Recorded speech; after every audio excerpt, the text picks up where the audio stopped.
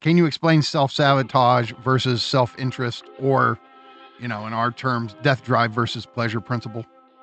Right. So I start with this idea of that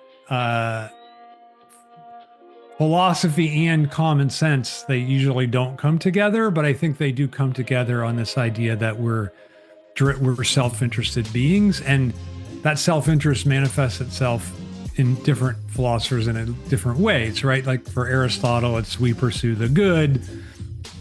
For someone like Kant, it's we pursue, Kant's maybe a little not the best choice, but we pursue some kind of morality. But there's a way in which the idea of the good or self-interest is what's driving us. And I mean, the ultimate manifestation of this would be the theorists of capitalism like Adam Smith or David Ricardo. And even Marx, I think the idea is that you pursue your self-interest, and that's really what the engine behind human activity is. And I think the great break in that, I mean, maybe precursors of the break, I do argue this, come in Kant and in Hegel, German idealism, but it's really Freud, and it's not till 1920 where he says maybe that's not what's motivating us. And in 1920, he discovers the death drive, and his idea then just shifts, and he thinks it has priority over the pleasure principle, and that it involves some, he doesn't say the term self-sabotage, but that's what he means, the ways in which we are constantly, he goes through different examples of ways in which we undermine ourselves. And so that, I think that it really becomes, I think for me, a question of what do you think the driving force of our activity is? Is it in the way that we seek to undermine ourselves, and then that produces great creative acts too, I think? Or is it the pursuit of self-interest, and then that we create things because we are seeking our self-interest? Like, I don't know, Elon Musk wants to be richer and richer, and so he's going to create Tesla, SpaceX, all these things because he's free to pursue his self-interest. And I think that's a pretty common belief. And I think that's a belief that I want to challenge, right? And say, actually, no, it's through how are we creative? It's through the ways in which we are damaging our self-interest in some way, that's how we do creative things, not in following our self-interest. So that's where the rubber hits the road, I think. I sort of included Kant in the belief in self-interest, but I think he's not. And then I think this is what I say in the book, because Kant marks the first time that Kantian morality, if it's done for any kind of good whatsoever, including the good of the other person. So if I see you, let's say I see you on fire, right? Which would be sad. I wouldn't want to see you on fire. And I get a big bucket of water and I go and I put out the fire, right? I save your life. If I did it because I felt like, wow, it's for Mikey's good that I want to save his life, I actually, for Kant, have not done the moral thing, right? Like I have to do it because for Kant, I have to do it against the notion of the good for the idea of duty. So I have to do it because, all right, it cannot be because of the consequence. Exactly. Yeah. So that's a really radical break, right? There's this real alignment between Kantian ethics and death drive, and I think that's true. Kant had a little argument in his lifetime. I was researching this as I was writing the book. A little argument in his lifetime with Schiller, and Schiller was a Kantian moralist, right? I mean, he was also a great poet and writer who wrote the Ode to Joy that Beethoven put in the Ninth Symphony. But Schiller's idea was if it doesn't, that an act that we embark on, if it doesn't damage us in some way, it cannot be moral at all. So he took Kant's point to the absolute. He really did what you said. Like he really made it like morality is death drive. And Kant said, that's going a little too far. It doesn't have to actually, it certainly can't be done for the sake of the good, but it can have a good result, and that doesn't and benefit us, and that doesn't necessarily mean it's immoral. So he wasn't willing to go the step that you, but it's interesting that Schiller was like, to go the step that Go all the way. went.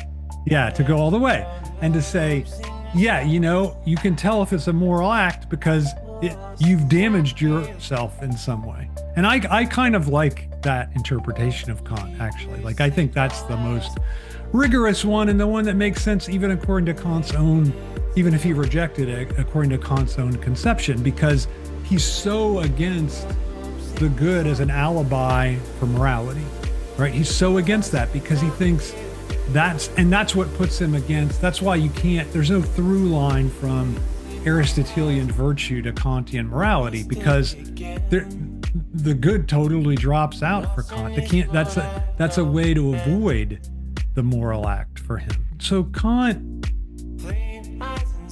injects negativity into philosophy through the categorical imperative, but he doesn't. I think that one of the problems that Kant's philosophy suffers from is that he doesn't try to reconcile the two.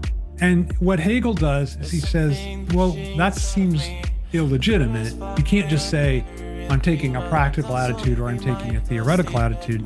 So he puts that negativity into our very act of knowing itself. So for Hegel, I think this is one of the great advances that he makes, is that that negativity is not just in our moral activity, but in all of our activity. And so I think he's really the precursor of although he had no idea of the unconscious, so he wouldn't have said it like this, but he really is the precursor of the dialectical movement is self-sabotaging in a certain sense. Absolutely, maybe not like right? intentional, but it shows how, like in phenomenology of spirit, every shape of consciousness, every mode of consciousness undermines itself.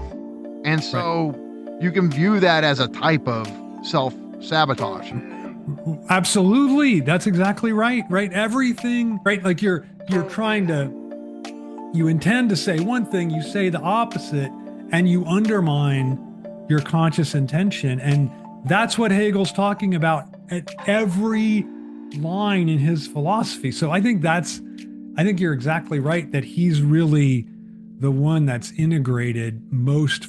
I mean, if he had read him, you would say Freud got the idea from Hegel of death drive, right? But he didn't read him, so you can't say that. So, okay. And then of course we come to Marx. You know, I think his analysis of economy is really great, but I think again, he still is a philosopher of self-interest, because he thinks, why will the proletariat collectivize and revolt? Because it's in their interest to do so. So he just thinks unless they're duped, they're going to do that. And I just think that's not an argument for why according to the way that I think, that would not be an argument for why they're going to do it. Okay, so while we're on the subject, I just want to throw a couple other philosophers at you before we move on.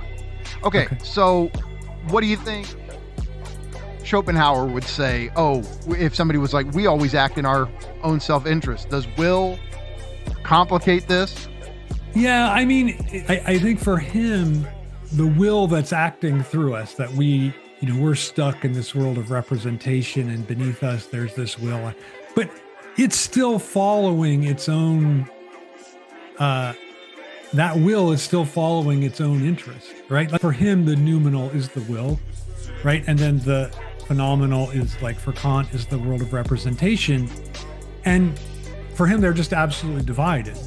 And I think what he doesn't see is the way in which it is this self-destructiveness, self-sabotage of our death drive that is what produces the positivity for us too. So I think to me, that's the key thing about understanding how self-sabotage works, is that you can't look at it as will just destroy everything. And you also can't look at it without seeing how it's the source of the things it's the source of value, I think. And I think that's also a very dialectical point, right? To see that the way that we damage ourselves is the way that we give ourselves things that are valuable for us. And I think that is really, really, really important. Bataille, where's he factor into that? Yeah. I think Bataille is, you're always trying to get me to say that I'm a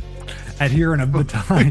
But yeah, I mean, I think that Bataille is really close to that, except I don't, right. And so you would think about Bataille in terms of his notion of sacrifice and the creation of value, right? Like that seems, I think that's right along the lines of what I'm saying. I'm pretty much in agreement with He's him. closer than the others, right? Yeah. Like if you read the 3 volumes of Accursed Share, it's pretty close to what I'm saying. It's not far from what I'm saying here about the way in which some kind of self-sacrifice, self-destructive. I mean, it's conscious for him, so that's a little different, I think.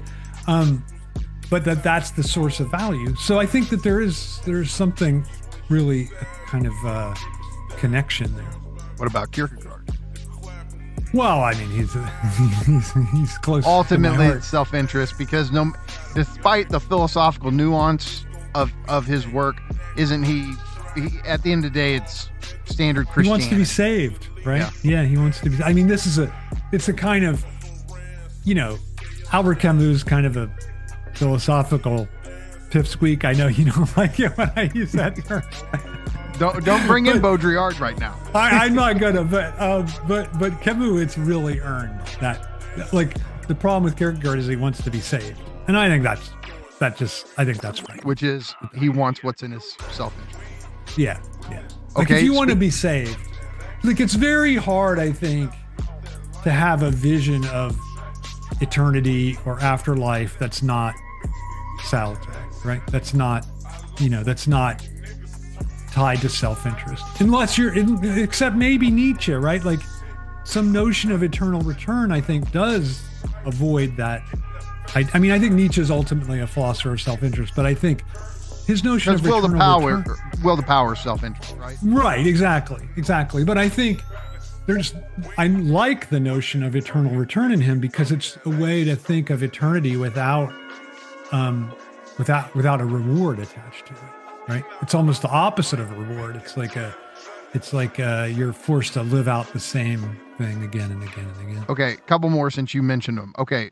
Well, Sartre and then Heidegger, like the two main, what we think of as existentialists, they still operate in accordance with self-interest, right? Yeah, I mean, I love Sartre, but he's totally guilty of this, right? Like he doesn't, and this is why being in nothingness, the way that he describes love and sadism and masochism, it's just, you think it's kind of juvenile, right? Because it doesn't have he has no conception of the unconscious. And also, he just thinks sadism is the desire to dominate the other. I mean, I just can't. If it's not more complex than that, then it's not even worth discussing, right? Like it just seems, and even love, he thinks, is the desire to get the other to fall for you more than you fall for. I mean, that's ridiculous. It's just not. So, and again, I think it stems from this idea of self-interest, and even Heidegger, for whom, there's great stuff about, I think, like the power of the they over us, about, because I'm thinking of Being in Time, about the way that our relationship to death is the source of our freedom. But ultimately, what's the problem with, Heidegger's a great opponent of modernity. What's the problem of modernity? It's caused us to forget where our real interest lies, right? And so I think that's, which is right, the forgetting of being, right? He's like, I don't believe in this, that we really are trying to die. Like, that's not the concept. Yeah, I mean, it's like, and so he just it must be intentional. He just can't fit it into his philosophy. So he turns it into a caricature and just dismisses. It's about seeing the way in which something productive comes out of the way we undermine ourselves, right? And that's, if you don't see, I never thought, I'm so glad I just talked to you, because I didn't realize that it was actually my reading of Hegel which so influenced my reading of Death Drive, right? Like, I think that's really true. I didn't think of that until you said that. I think this is Lacan's, I don't know, maybe greatest contribution, is that he says there's one drive, it's the death drive, right? And I think they're both still stuck in this Freudian kind of dualism of Eros on the one side and death drive on the other side.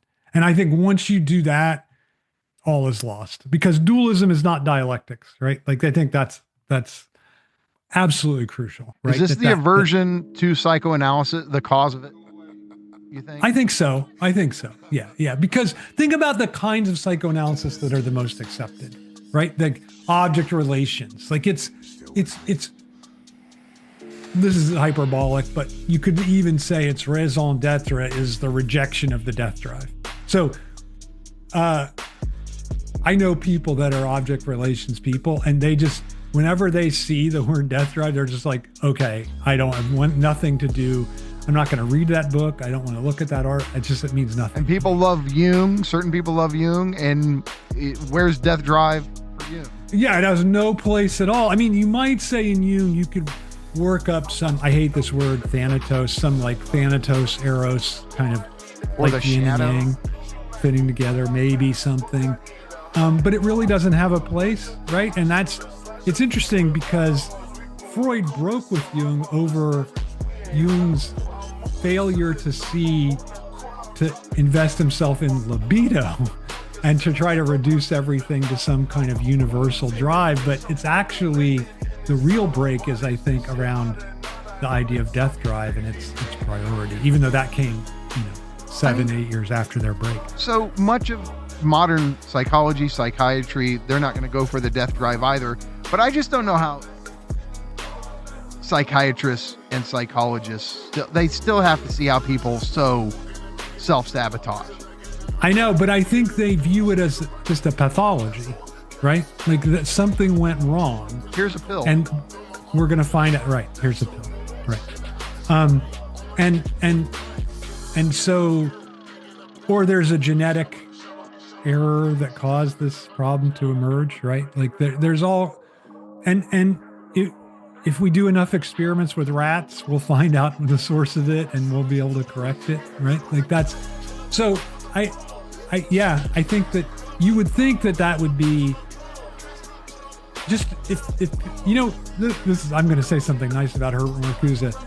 He said a great line. He said, the problem with empiricists is no empiricist is ever empiricist enough, right? And that's how I view all their experiences telling them, wait a minute, there's something, these aren't just pathologies, there's something pathological at the core of subjectivity. This is the default.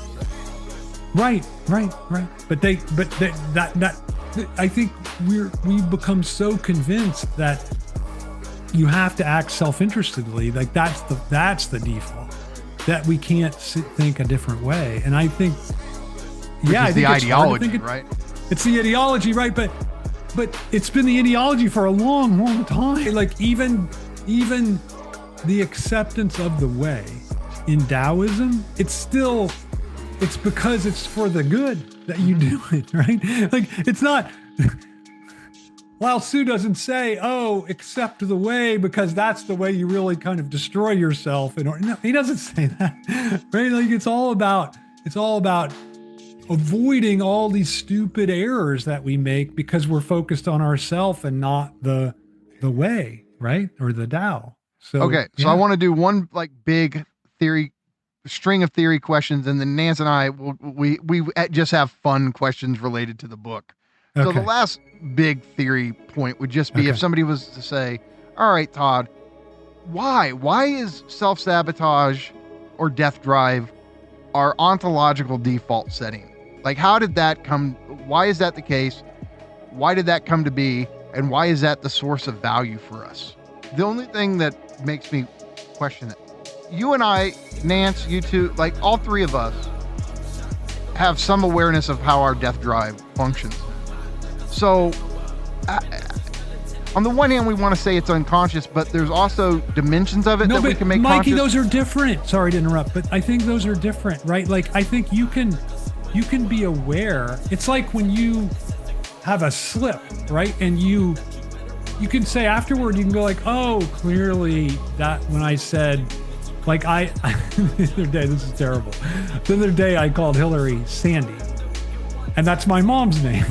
So she's like, oh my God. She's like, really? I mean, so I didn't, and I was able afterward to say, okay, manifestation of the unconscious, right? I clearly, I mean, a 5-year-old would have said that's a manifestation of the unconscious. But it didn't stop me.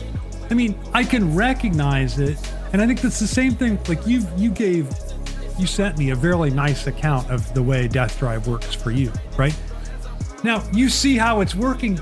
It doesn't stop it from working. It doesn't stop it. Yeah. Yeah. See, I think that's the key, right? Like to say something's unconscious doesn't mean you don't recognize it operative.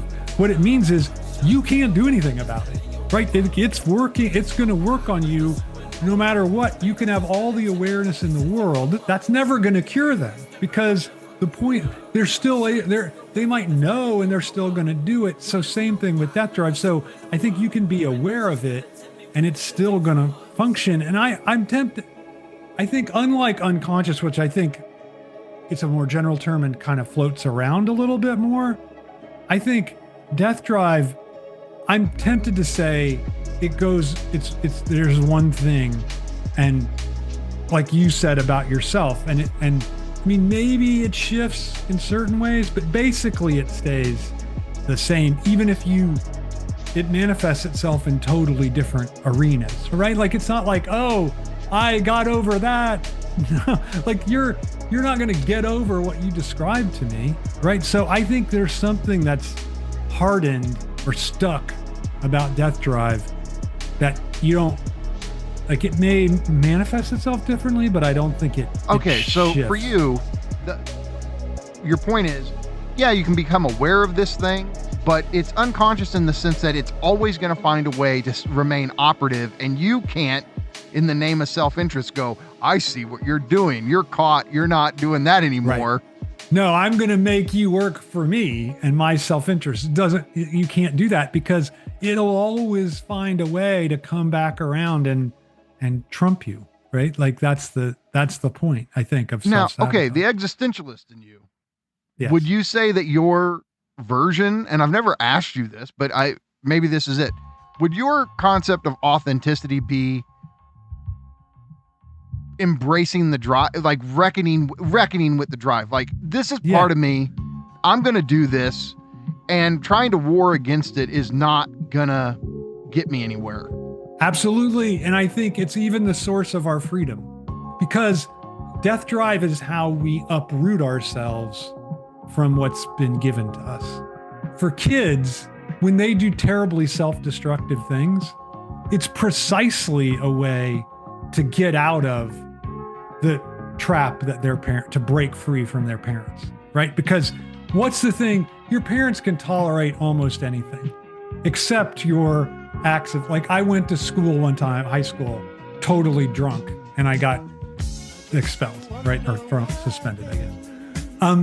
And my mom was just shattered, right? Shattered. She's like, you've blown your chance to go to college. What were you? But that was for me. And I didn't, of course, plan it. I was hoping not to get caught, but it was clearly an act of breaking. My parents were still very fundamentalist Christians. It was a way of breaking from their control, even though it damaged my own, because they've interpolated you to have a certain identity, which is, we can talk about their ego ideal. They have an ideal for you. It's their value. It's a certain master signifier, however we want to talk about it. And you find these ways to self-sabotage that. I'm just saying, I think Lucifer did that. No, I like that. Yeah, I think that's true. You've convinced me about that. I'm sorry. Okay, so I'm just supposed to be like, if you go, Book of Ezekiel, right, where you get into these descriptions of him. Do you know, like, he was made to hover above the throne of God. It's almost like Lucifer was God's crown. It's like, yeah. Can you blame him for going, I don't want to fucking do this forever?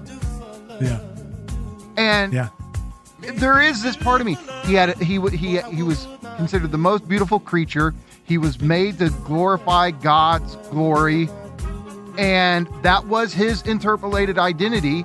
And he was like, fuck you, I won't do what you tell me. I just yeah. No, I like that. I like that a lot. If you think of Lucifer as God's child, then the way of rebellion is a self-destruct. He calls the fallen angels the sons of God. Yeah.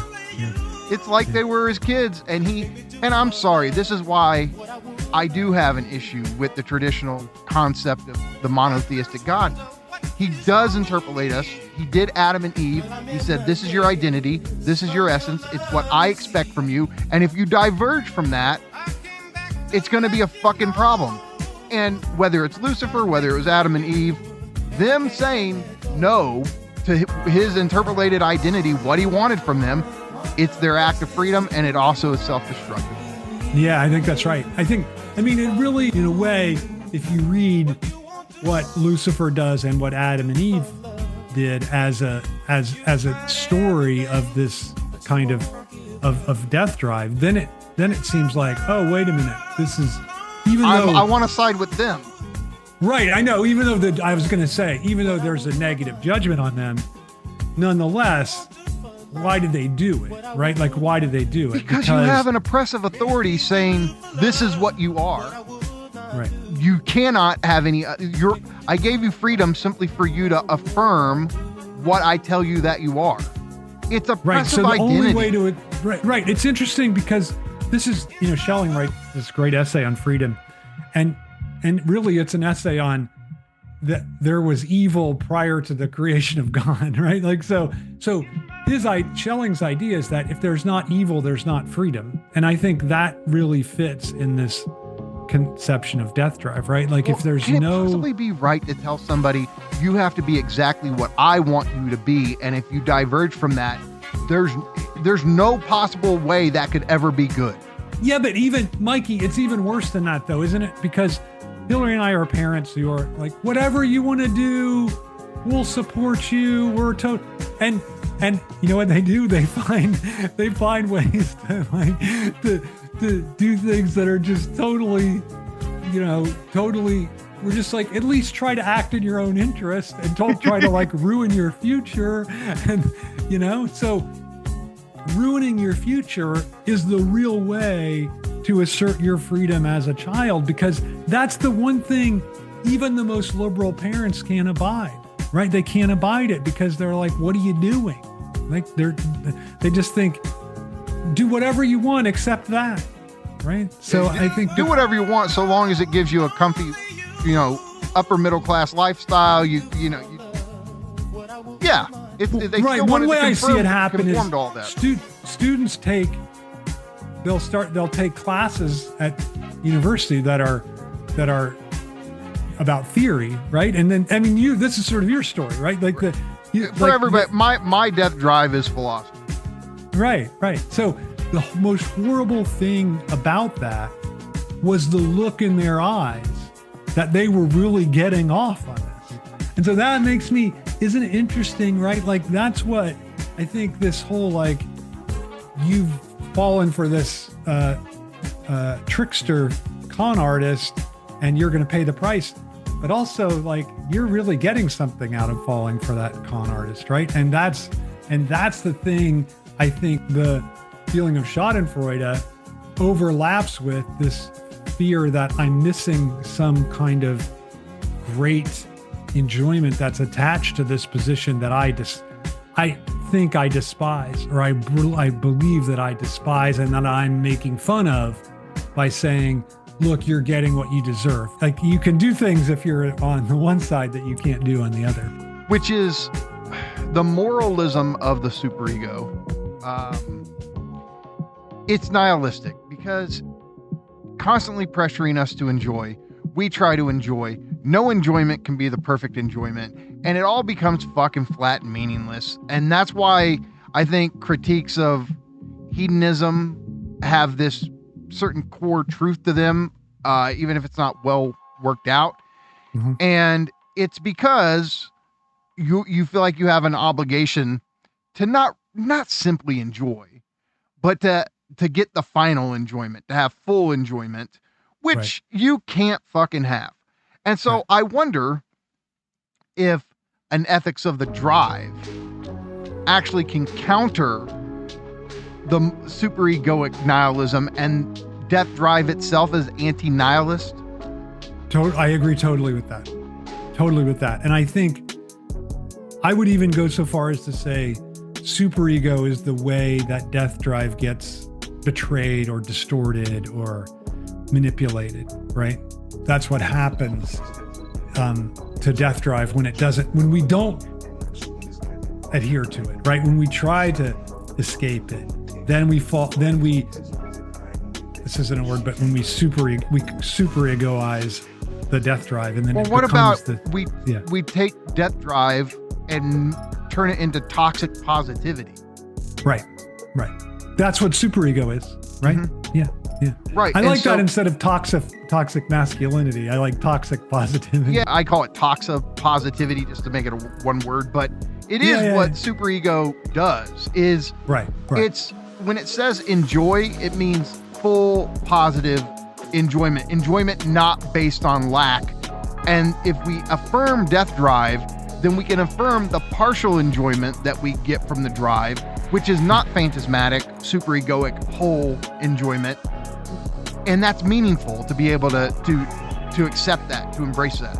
Right, and it has to be partial because it involves this self-damaging, right? So that's why it can't be complete or full, because it's the damage that you do to yourself that makes it possible. So there's no way it can achieve any kind of plenitude. So I think that's really crucial. See, the way I would put it, what makes superego so torturous is that, and I know that in our world of theory, the superegoic injunction to enjoy, everybody says it's an injunction to jouissance. This is something if we get down to details, I disagree with. It's not an injunction just to jouissance. It's an injunction to jouissance and pleasure. Eat the cake, but have six-pack abs. Have it all. And when you do that, you're like, I'm supposed to self-destruct, but also self-preserve, and always get it right. Never be lacking. Have excess. Have balance. I can't fucking do this, and that's what poisons jouissance. Mikey, I think it's such a great point. It's never just have six-pack abs, right? It's always like eat the cake too, and do the both. Like and you have drink to do the beer. both, and drink the beer, right? I think you're right that. So Lacan, I think, makes a real advance in understanding superego when he articulates this in Seminar 20, because prior to that, as you know, for Freud, it was just tied to morality, right? It was like kind of like an oppressive big oven. Yeah, it wasn't really, I mean, whatever. He invents the idea in 1922, so it's a great, or 23, I guess. So it's great because superego, arguably one of his most important concepts he ever came up with. But it's a very immature understanding of it, I think, and then Lacan just, all he does is make announcements like there's only one thing that commands us to joy, that's the superego. Okay, then no more discussion of superego in that section of Seminar 20, right?